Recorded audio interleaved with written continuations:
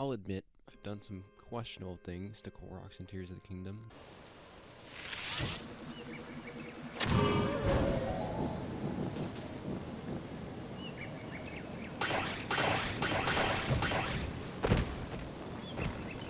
It wasn't my best moment, but I thoroughly enjoyed watching the internet collectively figure out how to hurt these little guys in new and creative ways. And I'll admit, I still have urges to send them down into the depths, but after lugging them around to get them staged for cruel acts, I grew a bit attached to them. So I decided for one final act to send as many Koroks as I can on a journey across Hyrule. By following the roads on the map, you can grab a whole host of Koroks and bring them across the country. From East Akala Stable to Gerudo Town, these Koroks are in for a wild and incredibly bumpy ride.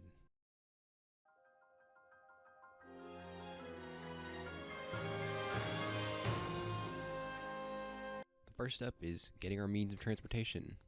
I grabbed my horse Wild that I stole from a bokoblin on it ages ago. Why Wild specifically? Because I got 4-star pull and we're going to be pulling a lot of cargo, even if they technically weigh nothing. Journey begins at East Akala Stable, where we suit Wild up with a singular carriage, the only thing we'll need in order to drag all these Koroks across the continent. Our first Korok is one named Hardy, since he has a heart-shaped leaf on his face. He shows us where his friend is, but little does he know, he'll never see him again. He'll make plenty of new friends, but his best friend will never know where he is. So we just load him up in the cart and we're off. The first leg of our journey goes through Shadow Pass to reach our first juncture and the second passenger at South Akala Stable. As you can probably see from the footage, Wild isn't the fastest horse, but he can pull his weight, so we love him all the same. However, he's fast enough for the first obstacle of the trip. Our flying friends who spot us in their routine circular flights. But we can outmaneuver them, so we just keep riding. Their attention doesn't last all that long. This first leg is uneventful besides watching Wild struggle up the hill to get to the stable to pick up our second passenger. This one is named P because his leaf looks like a pea pod. We give him a seat next to his new best friend Hardy, and we're off to find the third. You may think we're going to continue down, but we're actually going to take a very large detour for a singular Korok. You see, the Korok leaves on my map are actually just based on when I ran into them while I was playing. I'm probably missing a ton, but we're going to take all the guys we can get.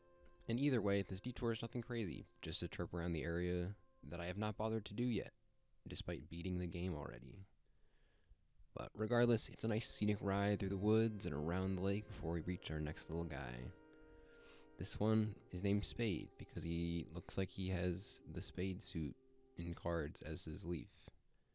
He gets his seat, and he is now amongst his new buddies. And we're off once again. Up another mountain, my first big crash with Wild, a few bridges, and a few carefully dodged enemy outposts. My side note here, I know these bridges are long enough for me to cross, and they look pretty safe, but I'm always scared something's going to go wrong and will just send me into the river. But thankfully we survived these bridges, and we reached our next little Korok pal. He's just chilling on the side of the mountain, presumably because he was pushed off the mountain. I dubbed this one Maple because it looks like he's a maple leaf. He is forcibly dragged in our carriage, and we're off once more. This time to a riverside area, but first we have to go back down the mountain, hopefully for the last time. As we take in the sights of the river and barely miss a piece of sky falling on us, we meet our next traveler. This guy is named Ace because he's the Ace of Hearts. I don't know, I'm just trying to keep some semblance of like interesting names for these guys who look almost identical besides having one of a few leaf patterns. But Ace gets the second to last spot actually sitting on the carriage, and we're off to the first major roadblock of our trip, because I planned this route out a bit in advance. I ran the entire length of it myself to make sure it was possible. And I noted every problem area with the skull, because skull equals bad guy. But I actually forgot what I put at these things. I just knew it was a bad thing. I forgot there was an entire Talos Fortress between my lads and I. And I guess when I tested it, I just caught him on an off day. He wasn't walking directly towards the singular bridge I need to get across. So instead, I just tried to avoid him by going around a path I saw that looked like it would maybe get me back on. Did I actually know if it could get me back down the hill?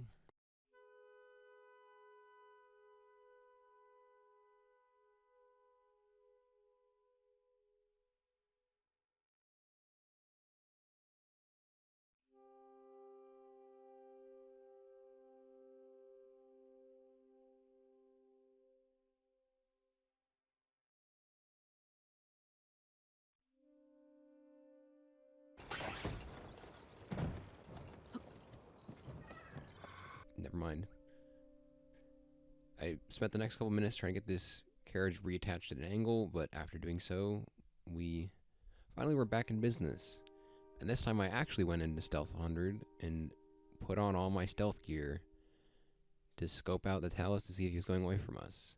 And my ineptitude at connecting the carriage gave me enough time that he was walking away.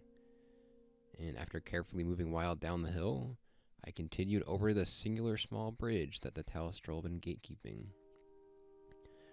And waiting for us across the bridge was our next passenger, Bridget. Bridget was captured. She was not invited. She just watched me scurry through this entire event and didn't do anything. Maybe you shouldn't have such a heavy backpack. Maybe you could be useful and use your invisibility to hurt him or make him stop hurting looking at me. Maybe you could be useful, Bridget, you know? Just because no one else can see you doesn't mean you can't be useful. But now that Bridget was forcibly on board, there was no more sitting room in this carriage. And we were also entering our biggest stretch with no Koroks, which there may have been one, I just don't actually know.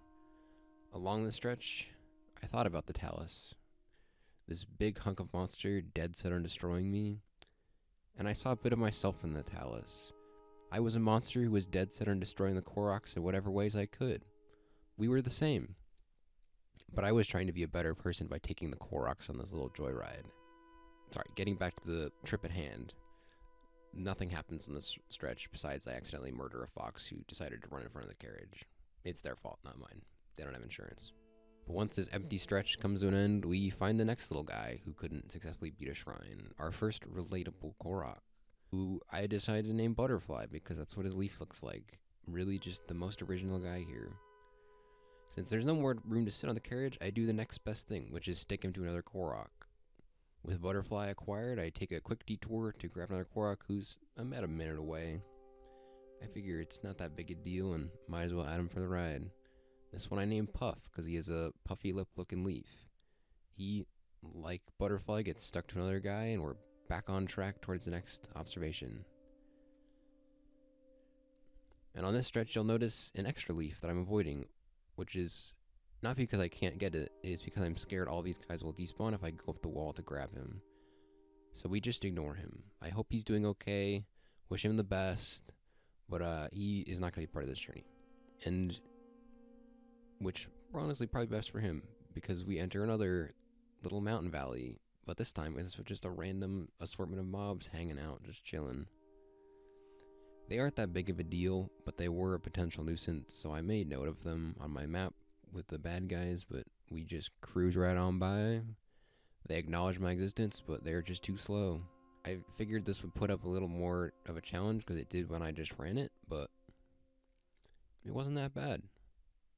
But what I forgot is that this is the beginning of the worst part of this stretch, which begins with the Dig Dog suspension bridges, which are so narrow I felt incredibly anxious the entire time crossing them. I even took the last one extra slow because I was genuinely scared a turn would be a little too tight and I would just fall and crash. But we clear them successfully. We did it. We're great. We're chilling. Thank goodness. But little did we know, we had just reached the actual largest hurdle of the trip so far. A flat wall with no easy way up it. Thankfully, there's plenty of pieces of wood to build a ramp with.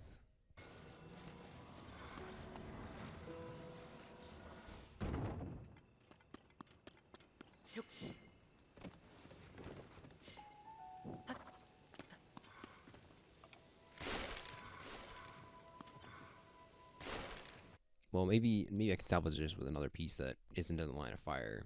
It seems like it'll work. is what a naive person would say, because Hyrule has customs agents who won't let Wild cross the border into Gerudo Pass. So I just have to say goodbye to Wild. You got a good run. You were a great pal. But unfortunately, you don't get to travel with us anymore. I would also like to point out that my first view after they forcibly get me off my horse had no Koroks in it, which genuinely scared me so much. This is all I heard. And you best believe I almost cried. But thankfully, all our little guys were still here, as far as I'm aware. I didn't count them. I just assumed they were probably all still there. If they weren't, whoever didn't make it, I'm sorry. I probably would have forgotten you anyways. So our next best option was I ultra-handed them over the hedge and tried to make myself a new car. After scrolling through the presets, I decided to just make whatever I could with the pieces I could find. So I found a pile of wood, attached some wheels to it, and got the Plank 3000. Which is just a piece of wood with wheels attached to it. I hook up the carriage and off we go towards the rest of Gerudo Canyon. Once we get this new ride and we're off a little bit, we reach our next rider. This one is named Canny because he's in a canyon. He joins the pile like the rest, and I continue down what I think is the correct direction. It turns out I ended up at a river that somehow has another Korok for us to add to the pile that I just didn't know about until I was doing this trip. Sidebar here, I entirely missed the water traversing truck right next to this guy, which would have been much more useful for our current predicament. But that's hindsight for you. You love to see it. Anyway, this is a drop.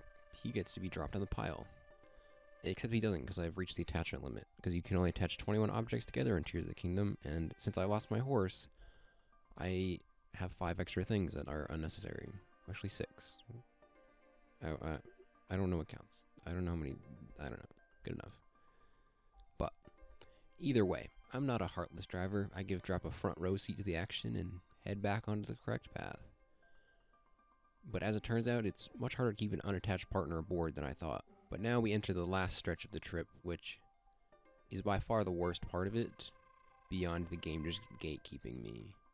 It's this long, windy, very narrow path. The lines on the map make it seem so nice and easy, but it is anything but that. There's enemies everywhere, and then the road just decides to get smaller. And it baits you because it starts at this easy open area, and then something happens. Not because of the environment, but because Drop had just decided to roll off. And I couldn't find him. I don't know where he went. I scurry around. Where's my guy? Where is Drop? And then I turn around and I catch a glimpse of him, you guessed it, under the carriage, unable to be moved. So I would like to issue a formal apology to Drop for running him over several times, but I wanted him along for the ride, and eventually we got him back on board. He was fine. He's okay. He didn't take minor damages. He doesn't have insurance, so he can't sue anyways. And once we had sorted out our claims, we were fine. We were chill. Me and Drop, we patched it up. We shook hands. We were okay. We reached the bane of our ride, the beginning of the narrow part, which starts with a narrow bridge with posts on either end. I try to fit through with the vehicle. Too wide. I crush Drop once again. Sorry, my bad. Didn't mean it. I try to carry the vehicle across the bridge by just having it hover over a pit. I get blocked by the pole. And then disaster strikes. I slip and lose the Ultra Hand, thus sending this cart into a river, which in turn sends me into a state of panic because I'm off the beaten path. I have no easy way to go back to where I want to go unless I feel like coasting down a river for an hour. I have no plan for this. I did not plan for this when I routed this out. I just assumed I was big enough to fit across the bridge. Who knew my fear of bridges would come true? But I'm not a quitter. Never will be. That's a lie. That's a lie. I don't want to lie to you. But for this situation, I am not a quitter. Nor am I just going to let myself mosey on down the river. I got my big boy wheels attached for a reason. So I turn this puppy around, and I begin to fight the current. Which is where the extra 2 wheels that were from the little Korok I found a little bit ago would have been great. So we're off. Fighting against the current. Surely this is the worst it can be. I'll just get back on shore and pick up the next leg of the trip from there. Just brute force my way against the waves, and we're continuing. I'm also pretty sure I lost drop somewhere in the fall, so rest in peace, my guy. You dropped a little too many times. We'll have a moment of silence for him.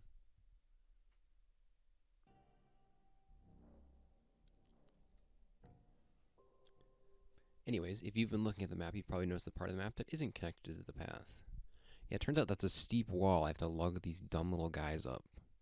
I give it a shot by just manhandling the vehicle up to little layers I can see using the big wheel stability to root the machine on the platform.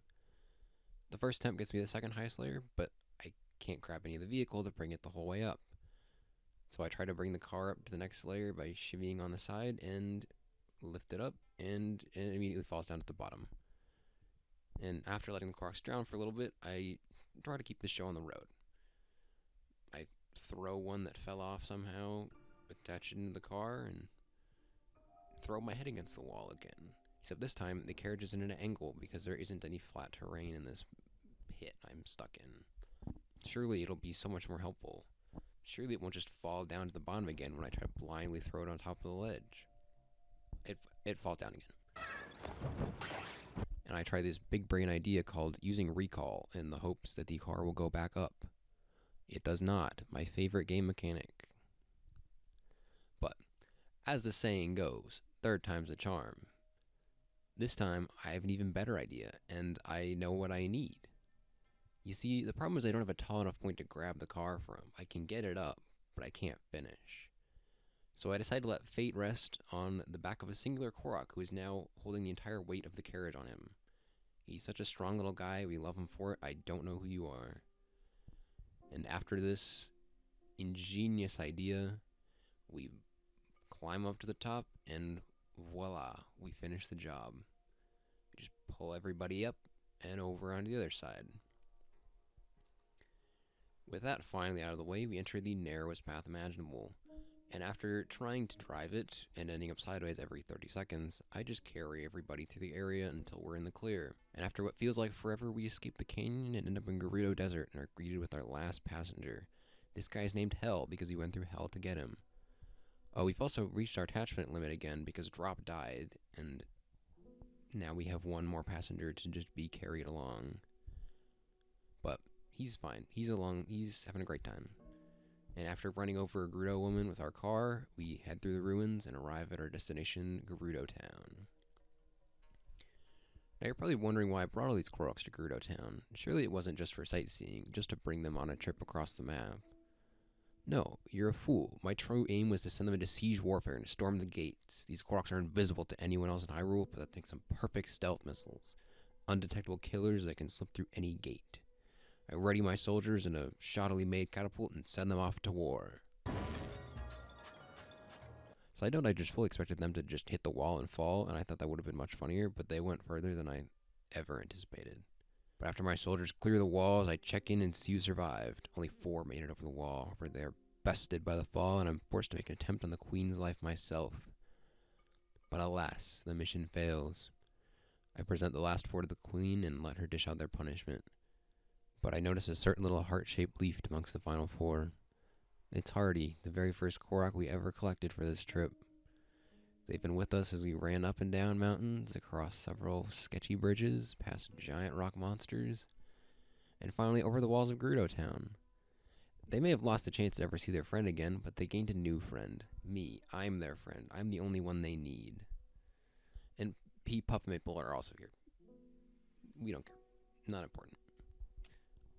Other side note, I thought I lost more than one of them, but I just miscounted. I ran around back and forth, and I was looking for someone who didn't exist. This journey was a rough one, but somehow we made it. There are moments where I doubted we ever make it, but here we are. I capture this moment with our final survivors, a moment of history, captured in my Sheikah slate as my entry for Duskbow. But then a thought strikes. Did these Koroks really survive this journey? Once I close the game or walk far enough away, all these guys are just going to go back to where they started. Torn across dimensional planes, they'll just return to being just out of reach of their friend. Did I offer these trapped souls any comfort with this trip?